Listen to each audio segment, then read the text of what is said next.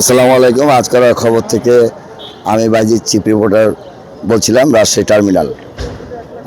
দর্শকবৃন্দ, কালকে আমি এই স্পটে আসছিলাম, তখন গণ্ডগোল ছিল একটু সাধারণ, তবে আমরা এই জিনিসটা কাম্য করিনি। দর্শকবৃন্দ, ঊর্ধ্ব কর্মস্থ যারা আছেন কিংবা নেতা আছেন, তারা সাধারণ শ্রমিকের গায়ে হাত দেওয়াটা অপরাধ। এক, 2 নম্বর কথা, তারা আইন নিজের হাতে তুলে নিয়েছে।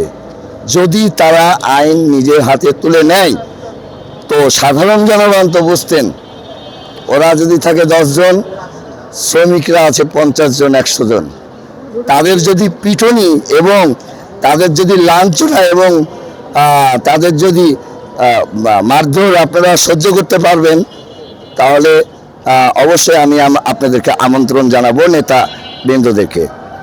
দর্শকবৃন্দ, আজকে যে ঘটনা হয়েছে সেটা একটা অনাকাঙ্ক্ষিত ঘটনা।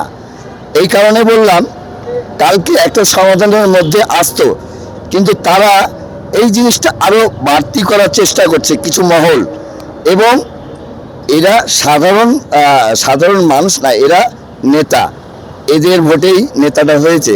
এবং দর্শকবৃন্দ, ইনারা 24 ঘন্টা পরিশ্রম করে আর তারা গদিতে বসে থাকে।